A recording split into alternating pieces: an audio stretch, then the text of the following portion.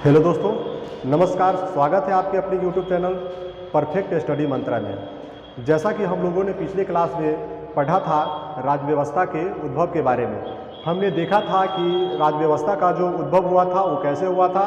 तो सबसे पहले हमने देखा था कि राजनीतिक दर्शन के बारे में हम लोगों ने पढ़ा था, और उसी राजनीतिक दर्शन से क्या बना था, राजनीतिक विज्ञान बना था, और उसी राजनीतिक विज्ञान से क्या बना था, राज्य व्यवस्था। तो उसी राज्य व्यवस्था के बारे में आज हम लोग पढ़ेंगे और जानेंगे कि राज्य व्यवस्था होता क्या है।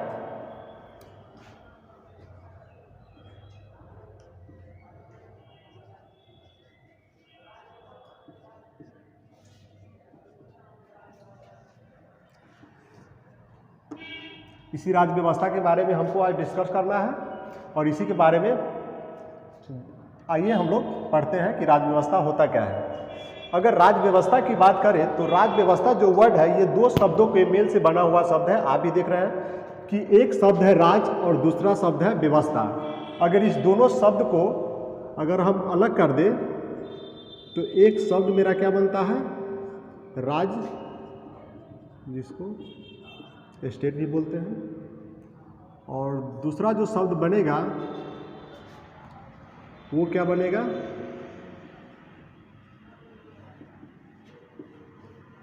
दूसरा शब्द बनेगा व्यवस्था, सिस्टम। अगर हमको राज्य व्यवस्था के बारे में अगर जानना है तो राज्य और व्यवस्था के बारे में अगर हम समझ लेते हैं तो राज्य व्यवस्था अपने आप ही क्लियर हो जाएगा। तो पहले हम देखते हैं राज्य, फिर देखेंगे व्यवस्था क्या होता है।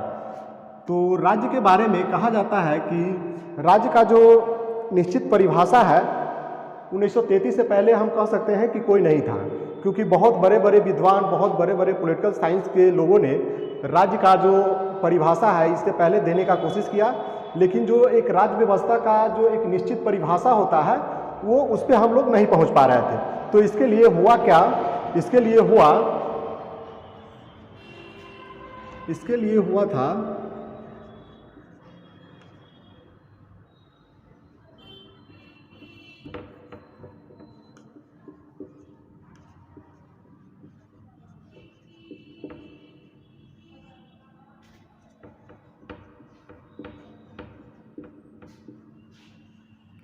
इसके लिए 1933 ईस्वी में एक सम्मेलन बुलाया गया था, मोंटेवीडियो कन्वेंशन। इसमें क्या हुआ था कि राज्य बनने के लिए सब लोगों ने एक निष्कर्ष निकाला था कि राज्य बनने के लिए क्या इसकी परिभाषा हो सकती है। इसके लिए एक सम्मेलन बुलाया गया था मोंटेवीडियो। ये मोंटेवीडियो कहाँ है, तो ये साउथ अमेरिका की एक देश है जिसका नाम है उरुग्वे।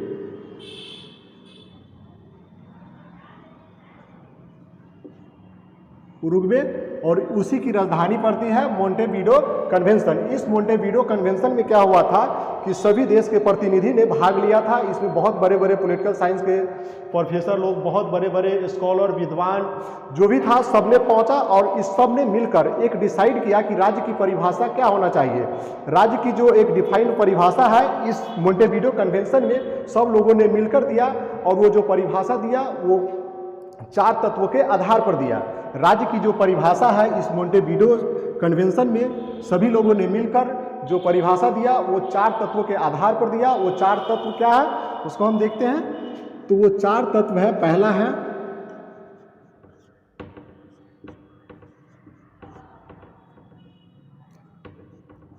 है भूभाग, दूसरा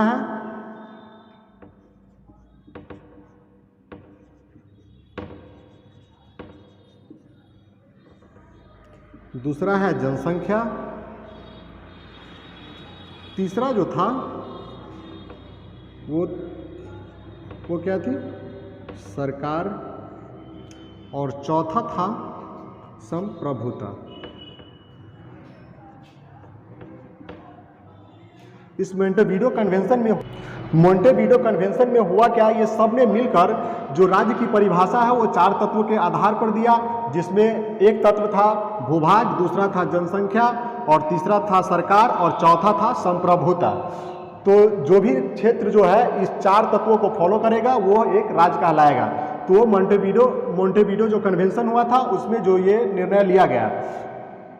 अब ये जो चार चीज है, ये चार चीज जो हमने लिखा है, चार तत्व जो लिखा है, भूभाग, जनसंख्या, सरकार, संप्रभुता, अगर इसको हम अपने भारत पे अप्लाई कर दें तो देखते हैं कि क्या इस चारों चीज को भारत जो है मतलब फॉलो करता है या नहीं। तो इस चार तत्वों के आधार पर हम देखते हैं कि भारत एक राज्य है या नहीं। तो इस चार तत्वों को हम भारत में अप्लाई करते हैं। ये रहा अपना भारत। तो भारत के पास हम देखते हैं तो भारत के पास भूभाग है? तो भारत के पास बहुत बड़ी भूभाग है। कितना है? 32,87,263 वर्ग किलोमीटर है। तो भारत के पास तो भूभाग तो बहुत बड़ी है। अगर हम जनसंख्या की बात करें तो 2011 की जनगणना के अनुसार अगर हम देखें तो भारत की कुल जनसंख्या जो थी लगभग 121 करोड़ थी। अगर सरकार की बात करें तो भारत के पास सरकार भी है, वो भी स्वतंत्र सरकार है, जो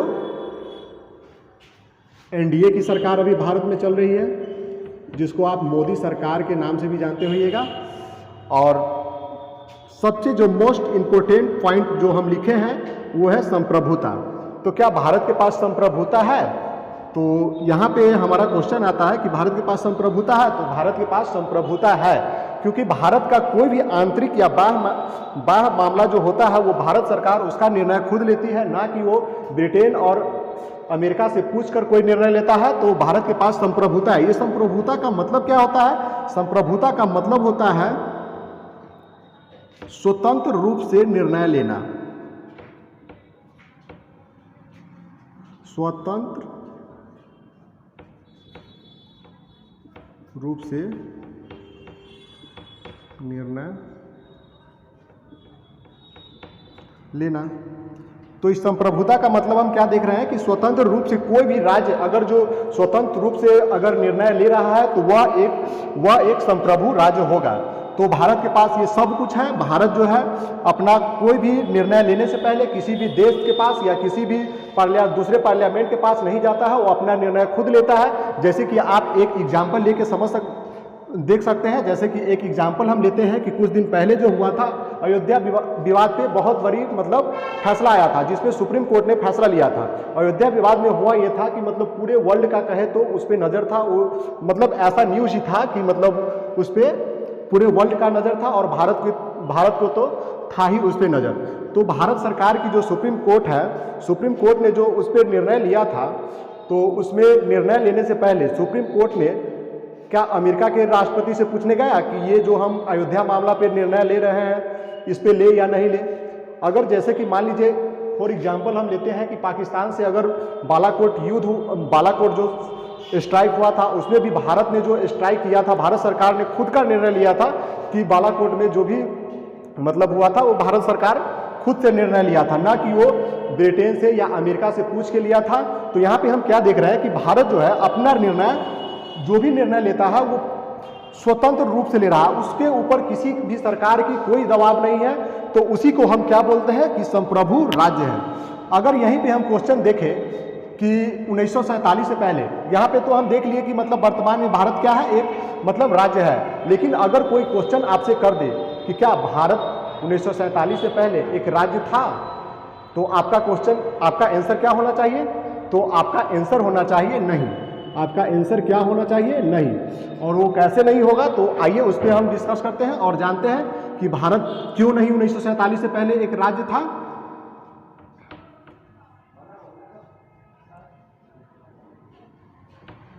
तो यहाँ पे हम देखते हैं क्या भारत को 1947 से पहले भारत के पास भूभाग नहीं था? तो भारत के पास भूभाग था, और वो जो अभी वर्तमान की भूभाग है उससे ज़्यादा भूभाग जो था भारत के पास इससे पहले था, क्योंकि उस टाइम में आप जानते होइएगा 1947 से पहले बांग्लादेश और पाकिस्तान भी भारत के साथ था। तो भारत के पास तो भूभाग बहुत बड़ी भूभाग थी। और जनसंख्या की बात करें तो भारत के पास उस टाइम में भी बहुत बड़ी जनसंख्या थी। और भारत के पास सरकार की बात करें तो सरकारें थी, भारत के पास सरकारें भी थी, क्योंकि आपने पढ़ा होगा कि 1935 का जो एक्ट आया था जिसके तहत सरकार का भी गठन हुआ था भारत में, तो ये सरकारें भी थी। लेकिन फिर बात आता है संप्रभुता कि भारत के पास क्या उस टाइम में संप्रभुता थी।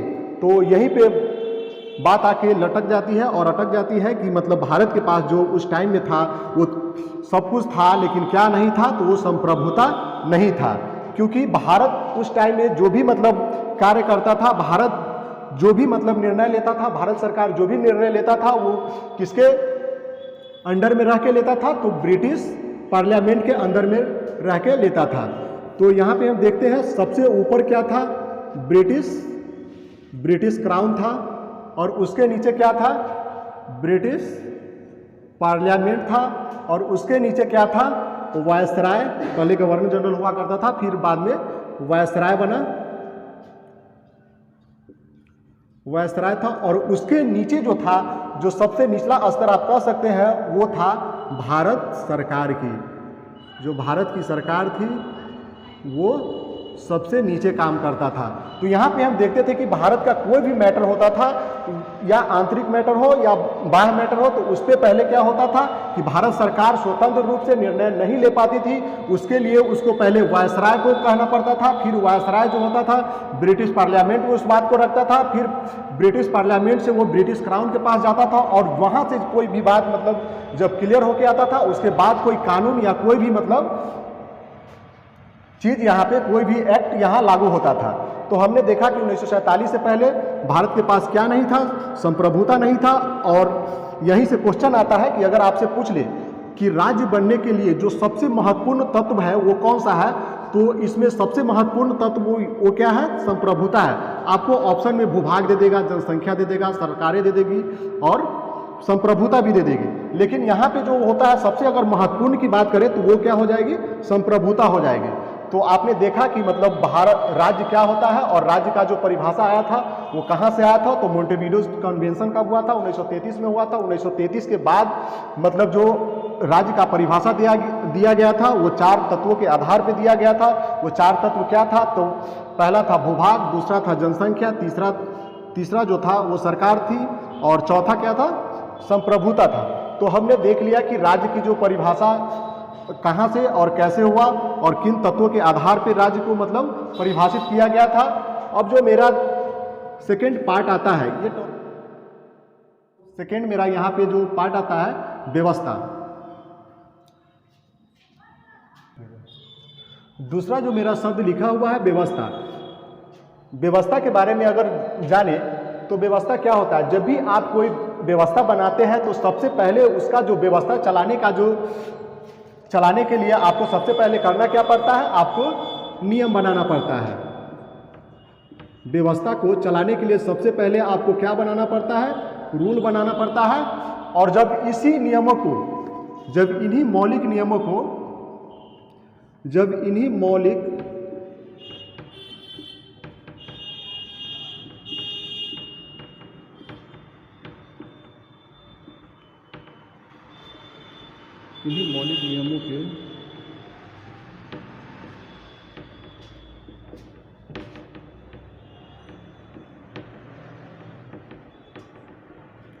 जब इसी मौलिक नियमों के समूह को जब इन्हीं मौलिक नियमों को जब हम समूह में रख देते हैं तो इसी को हम क्या बोल देते हैं, संविधान बोल देते हैं। जिसको आप लोग बहुत देर से इंतजार कर रहे होइएगा कि मतलब राज्य व्यवस्था का मतलब हमने राज्य व्यवस्था टॉपिक स्टार्ट किया और संविधान का नाम जो था अभी तक नहीं आया था, तो यहीं पे आया संविधान वर्ड। तो संविधान क्या है, जब आप किसी व्यवस्था को चलाने के लिए कोई नियम बनाते हैं और उसी नियम को एक जगह व्यवस्थित कर देते हैं तो वही क्या बन जाता है, एक संविधान बन जाता है।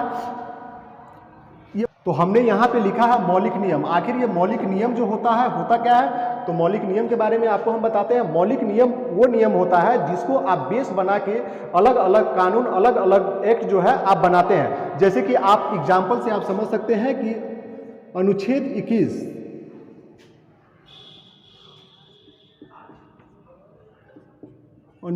21 में हमको दिया क्या गया है, तो अनुच्छेद 21 में जो दिया गया है वो जीने का अधिकार दिया गया है।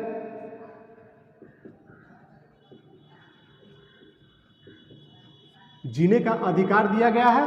तो इसके तहत अगर कोई भी भारत में अगर हम कानून बनाते हैं तो उसको हमको क्या करना होगा कि अनुच्छेद 21 को बेस में रखकर ही मतलब भारत का कोई भी अगर कानून हम बनाते हैं, कोई भी नियम बनाते हैं तो इसी के आधार मान के हम कोई कानून बनाएंगे। जैसे कि आप लोगों ने देखा होगा कि पर्यावरण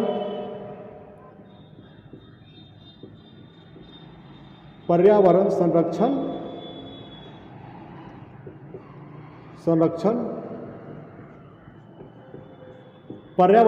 कानून बना था कुछ दिन पहले।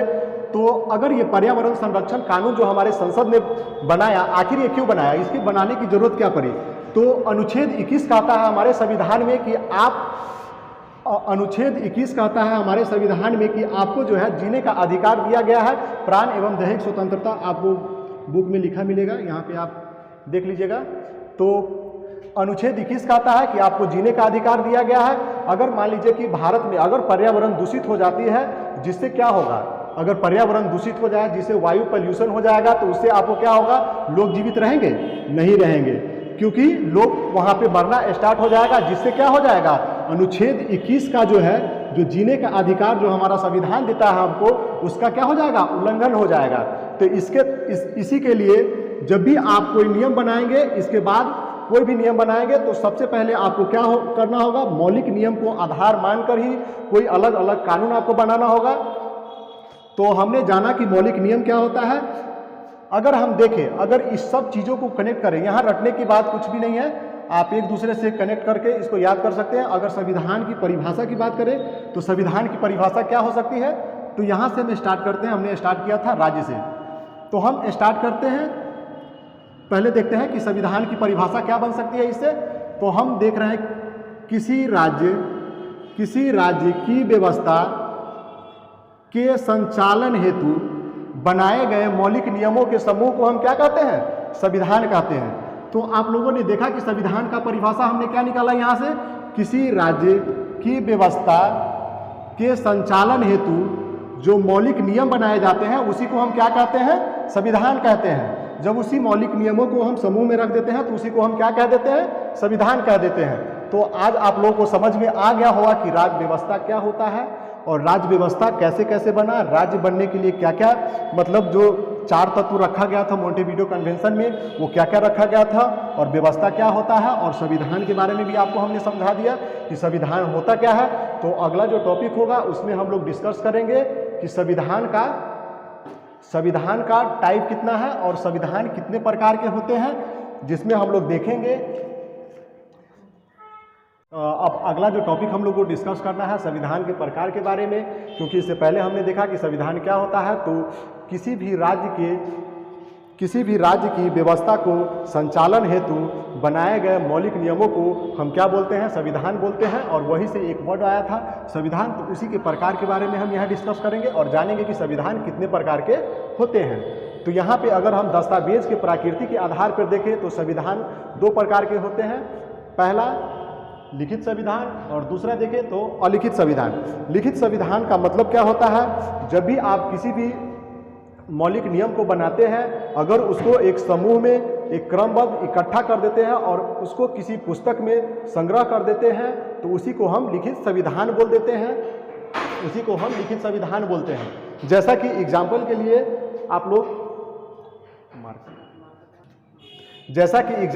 आप लोग देख सकते हैं कि भारत का जो संविधान है वो कैसा है, लिखित है। अमेरिका का संविधान भी लिखित है। अब आते हैं अलिखित संविधान पे कि अलिखित संविधान होता क्या है। तो अलिखित संविधान को अगर हम देखें तो ऐसा नहीं है कि अलिखित का मतलब ये मत समझिएगा कि मतलब वहाँ कुछ लिखा ही नहीं गया है, कि वहाँ का जो बच्चा जन्म लेता है उसको वहाँ के कानून के बारे में, हर कुछ के बारे में ऐसे ही याद होता है। वहाँ का जो जज होता है, वहाँ का जो सरकार होती है, उसको मतलब सारा कानून और सारा व्यवस्था का जो भी मतलब है वो सारा संविधान याद होता है। ऐसा नहीं होता है। संविधान वहाँ भी है और संविधान यहाँ भी है। वहाँ भी संविधान लिखा गया है और यहाँ भी लिखा गया है। अलिखित का मतलब है कि किसी भी मतलब वहाँ का जो मौलिक नियम है उसको किसी भी पुस्तक में एक जगह क्रमबद्ध संग्रह नहीं किया गया है, इसीलिए हम लोग उसको क्या बोलते हैं, अलिखित संविधान। तो अलिखित संविधान के मतलब आप लोग समझ गए। अलिखित संविधान क्या होता है, जब कोई आप मौलिक नियम बनाते हैं और उसको किसी एक पार्टिकुलर बुक में या पुस्तक में आप उसको क्रमबद्ध संग्रह नहीं करते हैं, तो उसको हम अलिखित संविधान कहते हैं। एग्जाम्पल के लिए आप देख सकते हैं ब्रिटेन के संविधान के बारे में आप लोगों ने बचपन से पढ़ा होगा कि ब्रिटेन का संविधान कैसा है, तो अलिखित संविधान है। लेकिन उसके अलावा भी मतलब आपको हम बताने जा रहे हैं क्योंकि एग्जाम के व्यू से अगर देखा जाए तो अब ब्रिटेन जो हो गया इसके बारे में सब कोई जानता है, तो आप लोग कुछ एक्स्ट्रा जानिए। और तो एक्स्ट्रा में आपको क्या जानना है, तो आप देखिए यहाँ पे अलिखित संविधान जो है कनाडा का भी कैसा है, अलिखित संविधान है। इजराइल का भी कैसा है, तो अलिखित संविधान है। और न्यूजीलैंड का भी कैसा है, अलिखित संविधान है। और सऊदी अरब का भी क्या है, अलिखित संविधान है। तो अलिखित संविधान और लिखित संविधान में आप लोग अंतर समझ गए होइएगा कि अलिखित संविधान क्या है और लिखित संविधान क्या है। अगर राजनीतिक प्रकृति के आधार पर अगर हम देखें तो राजनीतिक प्रकृति के आधार पर क्या होता है, राजनीतिक प्रकृति के आधार पे संविधान जो होता है इसमें भी दो प्रकार के होता है। एक होता है एकात्मक संविधान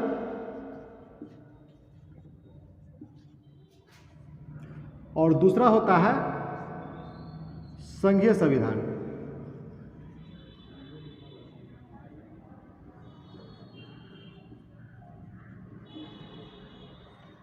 संघीय संविधान, एकात्मक संविधान का मतलब क्या होता है इसके बारे में हम लोग जानते हैं। तो एकात्मक संविधान का मतलब होता है कि सत्ता का जो स्तर होता है एकात्मक होता है। मतलब सत्ता जो है इसका पूरा पावर सिर्फ और सिर्फ किसके पास होगा, केंद्र के पास होगा। इसका पूरा पावर किसके पास होगा, केंद्र के पास होगा, सारी शक्तियाँ। और इसका शासन का जो मतलब स्तर होता है सिर्फ एक होता है। अगर यहीं पे हम संघीय संविधान की बात करें तो संघीय संविधान में क्या होता है, यह जो है इसमें सत्ता का क्या होता है, साझा किया जाता है। इसमें केंद्र और राज्य दोनों के पास कुछ कुछ शक्तियाँ होती है और इसमें सत्ता का क्या होता है, विकेंद्रीकरण होता है। इसमें सत्ता का क्या होता है, विकेंद्रीकरण होता है, जिसमें राज्य और केंद्र दोनों मिलकर कोई भी अगर कानून बनाता है तो केंद्र और राज्य दोनों मिलकर बनाएगा। इसमें सत्ता का जो स्तर है वो 2 स्तरीय हो सकता है, 3 स्तरीय हो सकता है, बहुत जगह तो आप 4 स्तरीय भी देखते होइएगा। तो हम लोगों ने आज क्या क्या पढ़ा, हम लोगों ने सबसे पहले पढ़ा राज्य व्यवस्था के बारे में कि राज्य व्यवस्था क्या होता है। तो राज्य व्यवस्था को डिस्कस करने के बाद हम लोगों ने देखा कि संविधान के प्रकार कितने हैं। वहीं पे हमने पढ़ा कि राज्य क्या होती है। तो राज्य का परिभाषा हमने देखा कि राज्य जो है मोंटेविडियो कन्वेंशन हुआ था राज्य की परिभाषा के लिए 1933 में, जिसमें राज्य की परिभाषा देने के लिए 4 तत्वों को लागू किया गया था। सबने मिलकर यह डिसाइड किया था कि ये 4 तत्व में क्या क्या हम लोग देखा था। तो 4 तत्व है, पहला था भूभाग, दूसरा था जनसंख्या, तीसरा था सरकार और चौथा था संप्रभुता। तो ये 4 तत्व को जो भी भाग मतलब फॉलो करेगा वह क्या होगा, एक राज्य होगा। फिर हमने देखा था व्यवस्था के बारे में, व्यवस्था क्या होता है। तो जब भी आप कोई व्यवस्था बनाते हैं तो उसके लिए सबसे पहले आपको क्या बनाना पड़ता है, नियम। अगर उसी नियम को क्रमबद्ध अगर हम कर देते हैं तो उसी को हम क्या बोलते हैं, संविधान बोलते हैं। उसी मौलिक नियमों को जब हम क्रमबद्ध कर देते हैं तो उसको हम क्या बोलते हैं, संविधान बोलते हैं। और वहीं से मेरा निकल के आया था क्या, संविधान के प्रकार कि मतलब संविधान कितने प्रकार के होते हैं। तो हम लोगों ने यहाँ देखा दस्तावेज के प्रकृति के आधार पर संविधान कितने प्रकार के होते हैं। तो दस्तावेज के प्रकृति के आधार पर संविधान जो है 2 प्रकार के होते हैं। एक होता है लिखित संविधान और दूसरा होता है अलिखित संविधान।